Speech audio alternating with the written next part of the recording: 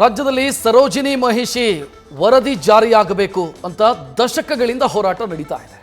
ಈ ಮಧ್ಯೆ ರಾಜ್ಯ ಸರ್ಕಾರ ಒಂದು ಮಹತ್ವದ ನಿರ್ಧಾರವನ್ನು ತೆಗೆದುಕೊಂಡಿದೆ. ಖಾಸಗಿ ಕೈಗಾರಿಕೆಗಳಲ್ಲಿ ಕನ್ನಡಿಗರಿಗೆ 100% ಮೀಸಲಾತಿ ಕಲ್ಪಿಸುವಂತ ನಿರ್ಧಾರವನ್ನು ಕ್ಯಾಬಿನೆಟ್ನಲ್ಲಿ ತೆಗೆದುಕೊಳ್ಳಲಾಗಿದೆ. ಸಿ ಮತ್ತು ಡಿ ದರ್ಜೆಯ ಹುದ್ದೆಗಳಲ್ಲಿ 100% ಮೀಸಲಾತಿ ಕಲ್ಪಿಸುವಂತೆ ಖಾಸಗಿ ಸಂಸ್ಥೆಗಳಿಗೆ ಸೂಚಿಸುವಂತ ವಿಧೇಯಕ. ರಾಜ್ಯದ ಎಲ್ಲ ಖಾಸಗಿ ಕೈಗಾರಿಕೆಗಳಿಗೆ ಈ ಮೀಸಲಾತಿ ಅನ್ವಯ ಆಗತ್ತೆ. ಕನ್ನಡಿಗರ ನೇಮಕಾತಿಯನ್ನು ಕಡ್ಡಾಯಗೊಳಿಸುವಂತ ವಿಧೇಯಕ ಇದೆ.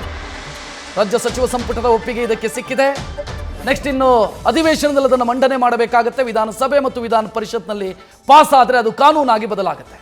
ಈ ಬಗ್ಗೆ ಸ್ವತಃ ಮುಖ್ಯಮಂತ್ರಿ ಸಿದ್ದರಾಮಯ್ಯ ಟ್ವೀಟ್ ಮಾಡಿ ಮಾಹಿತಿಯನ್ನು ಹಂಚಿಕೊಂಡಿದ್ದಾರೆ.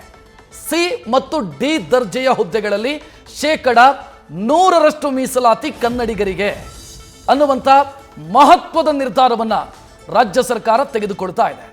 ಸರೋಜಿನಿ ಮಹಿಷಿ ವರದಿಯ ಶಿಫಾರಸುಗಳನ್ನು ಜಾರಿ ಮಾಡಬೇಕು ಅಂತ ಕನ್ನಡ ಪರ ಸಂಘಟನೆಗಳು ನಿರಂತರವಾಗಿ ಹೋರಾಟವನ್ನು ಮಾಡ್ತಾ ಬರ್ತಿದ್ದಾವೆ.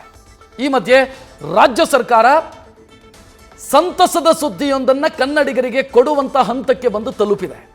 ಕಾರಣ ಈಗ ಒಂದಿಷ್ಟು ರಿಸರ್ವೇಷನ್ ಕೋಟಾ ರೆಡಿ ಮಾಡಿ ರಾಜ್ಯ ಸರ್ಕಾರ ರೆಡಿ ಮಾಡಿ ಇಟ್ಕೊಂಡಿದೆ. ಅದೆಲ್ಲಾದರೂ ವಿಧಾನಸಭೆಯಲ್ಲಿ ಪಾಸಾಗಿ ವಿಧಾನ ಪರಿಷತ್ನಲ್ಲಿ ಪಾಸಾಗಿ ಕಾನೂನಾಗಿ ಬದಲಾದರೆ ಕನ್ನಡಿಗರಿಗೆ ಮೀಸಲಾತಿ ಸಿಗುವಂತಾಗತ್ತೆ. 100% ಮೀಸಲಾತಿ ಸಿ ಮತ್ತು ಡಿ ದರ್ಜೆಯ ಹುದ್ದೆಗಳಲ್ಲಿ ಸಿಗುವಂತಾಗತ್ತೆ. ಮಹತ್ವದ ನಿರ್ಧಾರದ ಹತ್ತಿರಕ್ಕೆ ಬಂದು ನಿಂತಿದೆ ರಾಜ್ಯ ಸರ್ಕಾರ. ಸೊ ಇದರ ಬಗ್ಗೆ ಸ್ವತಃ ಸಿಎಂ ಸಿದ್ದರಾಮಯ್ಯ ಟ್ವೀಟ್ ಮಾಡಿ ಮಾಹಿತಿಯನ್ನು ಹಂಚಿಕೊಂಡಿದ್ದಾರೆ.